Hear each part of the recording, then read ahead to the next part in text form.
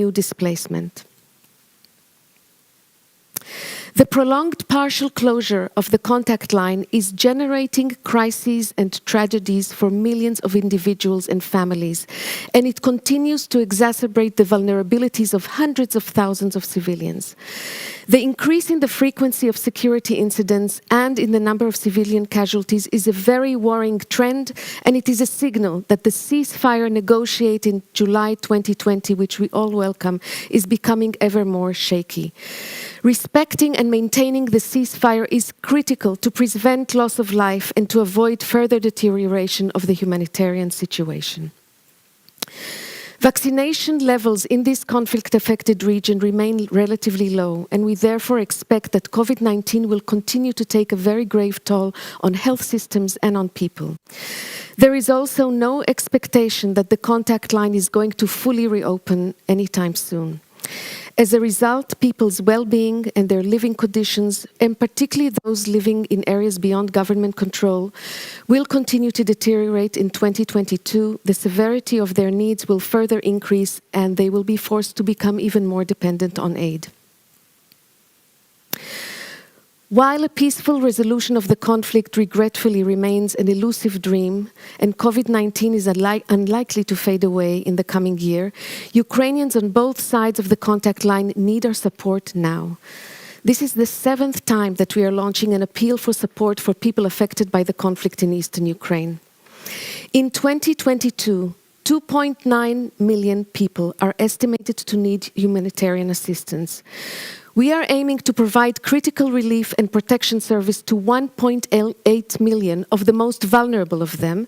This includes over 140,000 people who have been displaced by the conflict, 750,000, that's 43%, who live in areas beyond government control. While the number of people we plan to assist is higher in government-controlled areas, the lower number in areas beyond government control reflects our response capacity and the access restrictions that are being further exacerbated because of COVID-19. Among the most vulnerable are older people. They represent 32% of the people targeted for assistance in 2022, but also children living in vulnerable families. They make up 14%. And the response also aims to meet the very critical needs of 225,000 people with disabilities. To provide this much-needed assistance to as many people as possible, the UN and humanitarian partners will need $190 million in 2022. I want to use this opportunity to thank our donors for their ongoing, very generous support and their trust. This year, so far, we have received slightly more than $92 million. That's 55% of the 2021 funding requirement, which is comparable to the level of funding received over the past 2 years.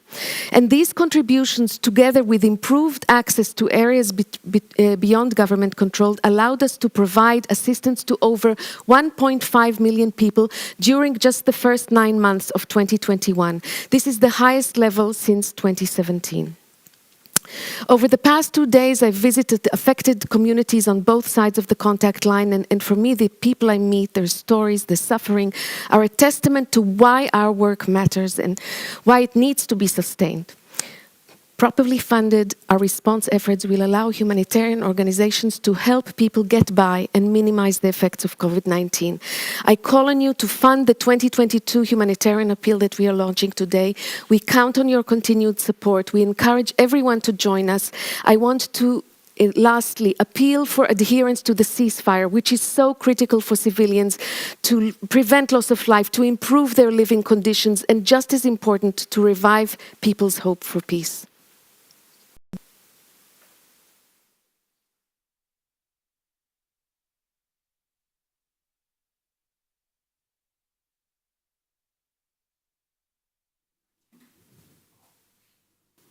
Thanks, Ms. Lubrani, for that very encouraging words that reflect the reality that we are living today. One of the main partners inside of the government is the Ministry of Reintegration. And I have the pleasure to have with us one of the main supporters of the HRP, the Deputy Minister for Reintegration of the Temporary Occupied Territories of Ukraine, Mr. Igor Yaramenko.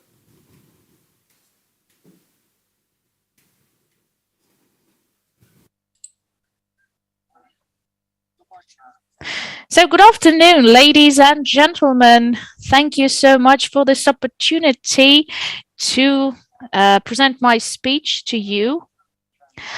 And I would like to note, first of all, how highly we do appreciate the efforts of international humanitarian organizations present in Ukraine, and of course, all the donors and humanitarian community. Despite these truly difficult conditions, for 8 years already, they've been helping the most vulnerable categories of Ukrainian citizens affected by the aggression from Russian Federation. From the beginning of the Russian aggression and the hostilities, the civilians residing within those territories, they actually bear the biggest burden, and they feel the consequences of Russian aggression.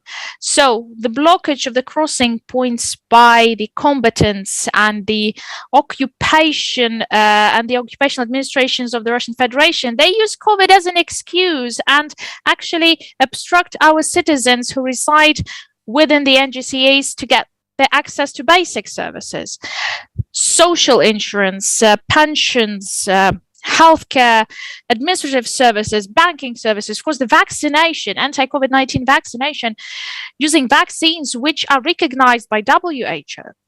It's worth noting that during 2021, the humanitarian community provided support to so many people who actually do require it, and our huge gratitude for it. And we do hope that our cooperation will just deepen and continue in this area.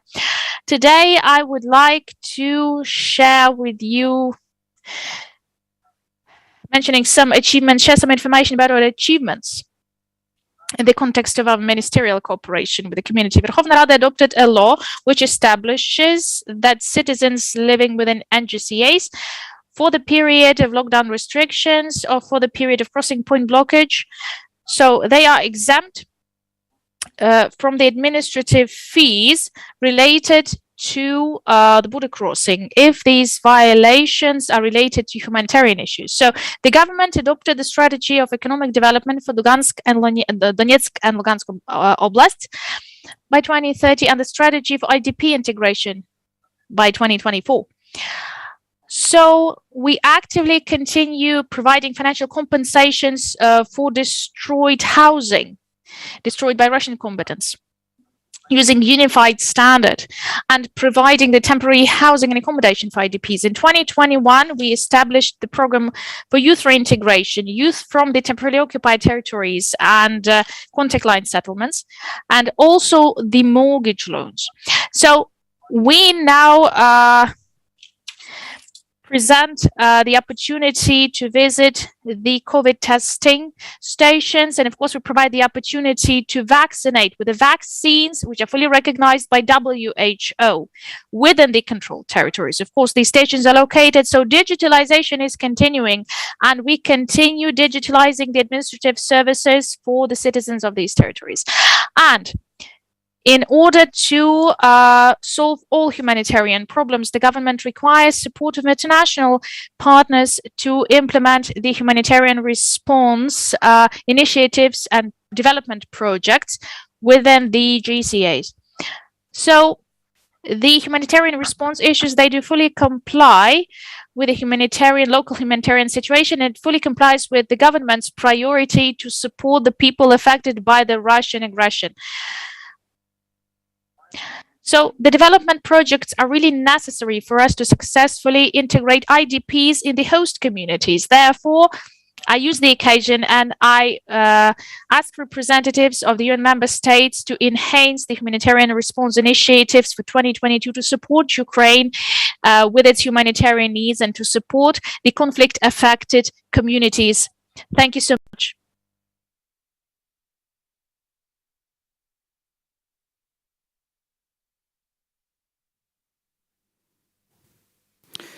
Okay, thanks again, Mr. Yaramenko, for bringing us the perspective from the government of Ukraine. And this is a very good bridge, because what we are trying now with this short film is to bring the voice of those without voice, those who are living in both sides of the contact line and that has been suffering the consequences of this conflict for the last 8 years. Therefore, without delay, I would like to show to all of you the short film that I hope that all of you like. Вибачте. Вибачте, можна ще одну спробу? Все гаразд. Не хвилюйся. Це мій перший кастинг. Все нормально. Давай так. Ми просто поспілкуємось, а потім спробуєш знову. То ти початківець? Хочеш бути актором? Ким ти хочеш стати? Це ж не складне питання.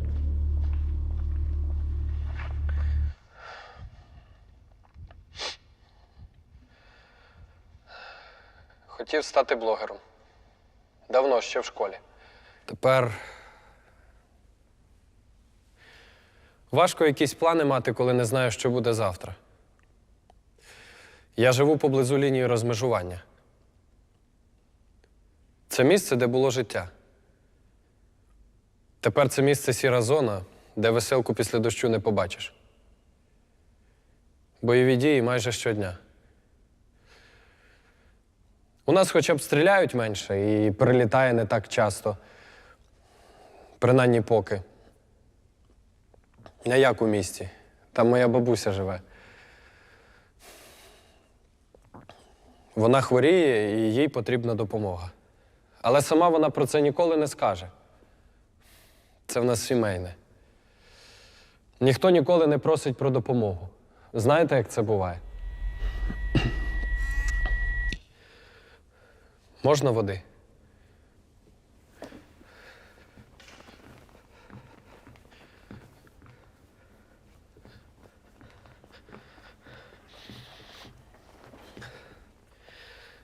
Батько завжди був на роботі.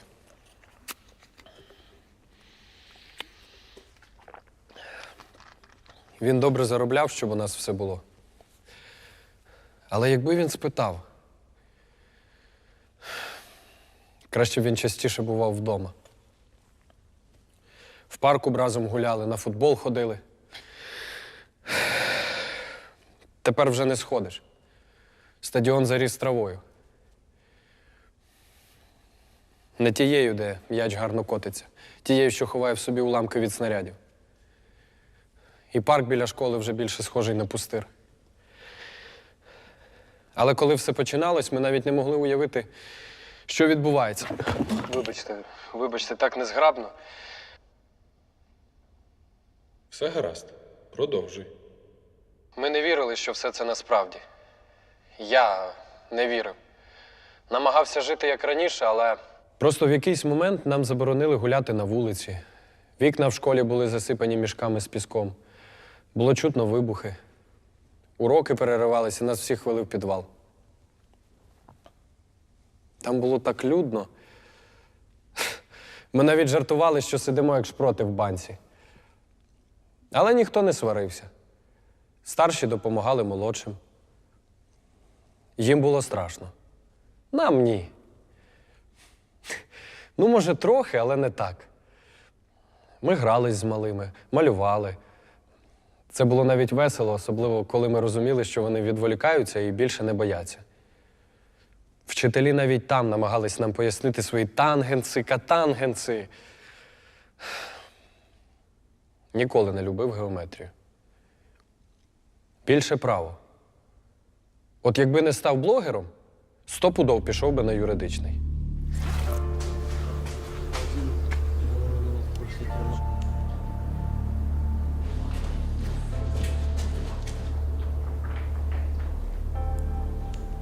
Чому не став юристом? Та якось світ змінився, і я змінився. У нас все було, і в один момент не стало нічого. Батько їздив на роботу у місто і в один день наїхав колесом на міну. Машина вщент, а тато Перша група інвалідності. З дому не виходить. У бабусін дім прилетів снаряд, у квартиру зверху. Мама хотіла перевезти її до нас, але бабуся відмовилась. Сказала, я тут народилась, я тут і умру. Так і живем. Бабуся там, а ми у зоні розмежування.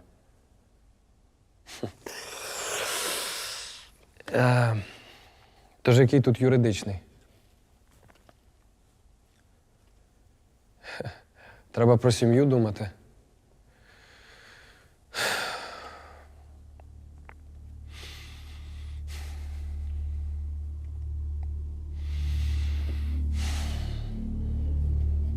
Чому все так? Кому стане краще від того, що ми ховаємось по підвалах, як ті миші, і боїмось кожного гучного звуку?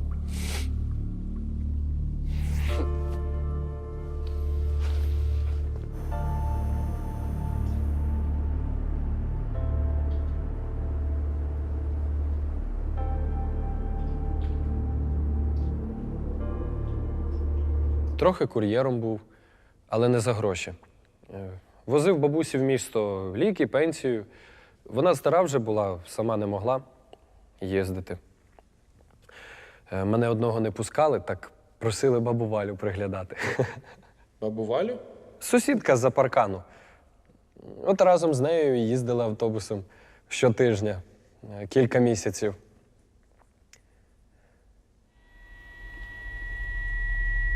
Поки її не стало. Ні, не міна, не снаряд. Ковід. Ковід і нас дістався. І повз неї не пройшов. До того часу батьки вже зрозуміли, що я став дорослим. І далі їздив сам. Самому якось простіше. Сів на велик, поїхав. І для здоров'я корисно. Ноги міцні, спина рівна, краєвиди. Покажу. Це я там не знімав.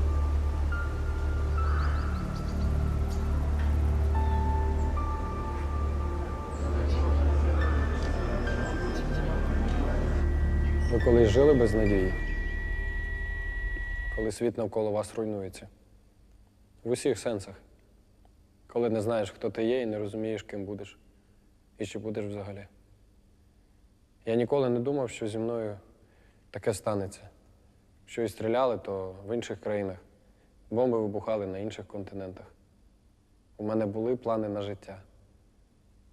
Розумієте? У всіх нас. У батька бізнес. Мама збирала валізи у відпустку. Я збирався вступати в академію. Враз все зникло. Всі плани, всі мрії, всі надії. Лишився тільки страх. Страх, сум і обов'язки.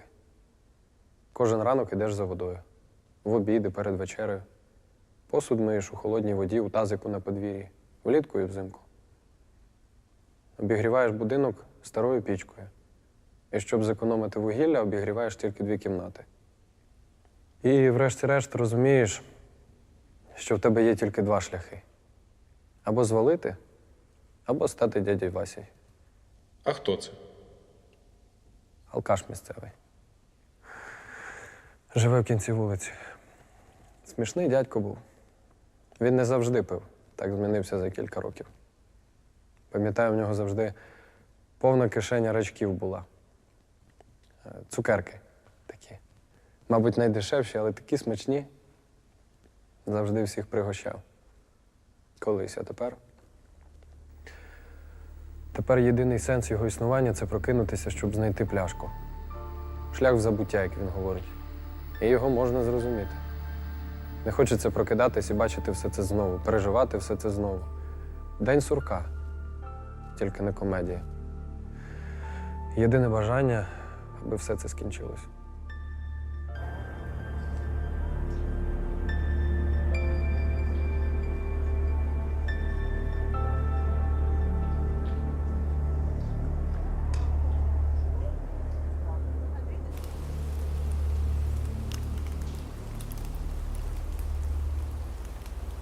Моя бабуся була не права. І тато теж. Вся моя сім'я помилялась, коли думали, що бути сильним – це не просити допомоги. Знаєте, як я це зрозумів? Я зустрів колишнього колегу тата і розказав йому всю ситуацію, як ми зараз живемо. Він розказав своєму другу з гуманітарної організації, і нам допомогли. Зараз у нас є скважина з водою, щоб не тягати відрами. Ліки для тата. І мамі якось легше. Та й я зміг поїхати, щоб навчатись. Поїхав, щоб повернутись. А це як? Я точно знаю, що мені робити. Знаю, як повернутись до нормального життя. Як допомогти батькам, бабусі, навіть дяді Васі. Ну і як же? Ким ти хочеш стати? Вибач. Ну, це ж не складне запитання.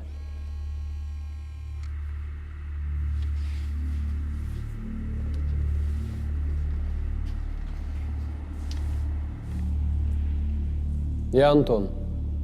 Я вирішив стати режисером, щоб розповісти світу про свій дім. Про своїх рідних. Про тих, хто не попросить допомоги. Про життя в сірій зоні. Місці, де якщо добре пошукати, можна знайти веселку. Навіть коли дощ не йде. Я поїхав, щоб розказати. Бо тим, хто тебе почує, не байдуже.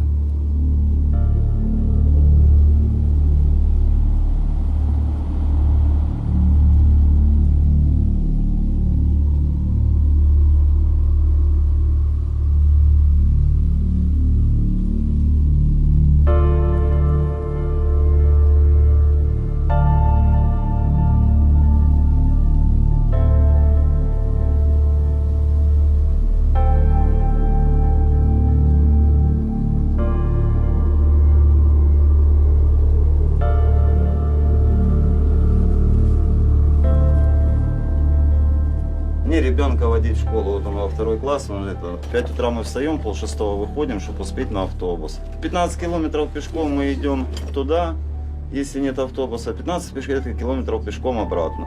Плюс еще целый день в школе, как вы думаете? Ребенок молчит, ребенок не показывает всех этих страхов, ну а в определенный момент это все вылазит. Знаете, очень тяжело жить одним днем. Вот сейчас мы живем одним днем. Приходится все нанимать. Купила уголь, надо нанимать людей для того, чтобы тот уголь занести. Экономишь, ну на чем? Ну на продуктах. Мы старенькие все, мучаемся, переходим вот это вот. А последнее здоровье оставляем мы там. Хочется просто мирного неба, нормально закончить школу, нормально провести выпускной, просто забыть, что такое было, и вообще не вспоминать, как страшный сон.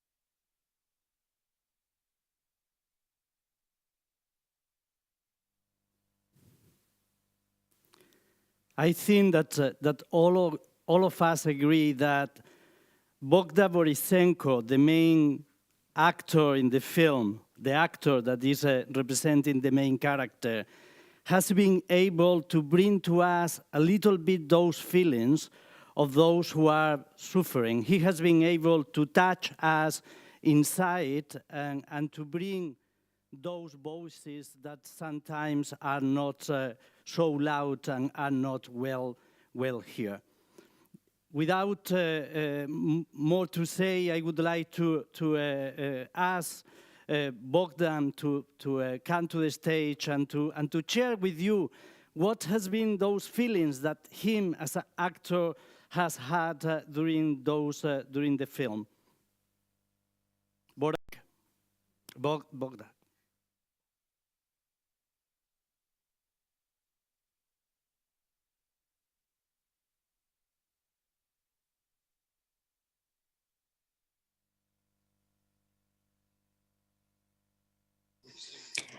thank you very much indeed to all the viewers, to all the listeners, to all those who cared.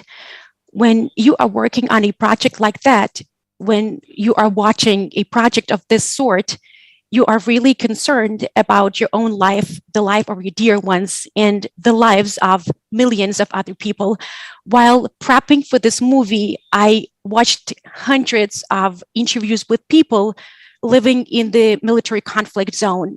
I paid meticulous attention to their hands, to their eyes, because the pain of loss and bereavement was readable in those eyes. Each and every day of theirs is like the last one. And I did my utmost to convey and transmit the emotions of those people who have no clue what's going to come tomorrow. And it was a tall order from an acting perspective. The entire team that worked on this movie was really touched. And during certain dialogues and monologues, the entire team was just silent. There was pin dropping silence. We just continued working in this pin dropping silence because everyone could understand, everyone could relate. It was a formidable task, and I'm very grateful to the entire team, to the entire crew who shared these feelings and emotions with me. When I was part and parcel of this project, I was inundated with diverse thoughts, and there was one thought bettering my mind. People in the eastern part of Ukraine are in desperate need of our support, our assistance, our love. It all starts with all of us. Everything is in our hands. And even though we might be struggling, there are people out there who struggle even more. Humanitarian assistance is first and foremost a sliver of hope for a better and peaceful future. The past of Anton is a compilation of the stories of different people out there who are in need of our help, humanitarian aid that can save multiple lives. And we really hope that in the end, everything will be fine.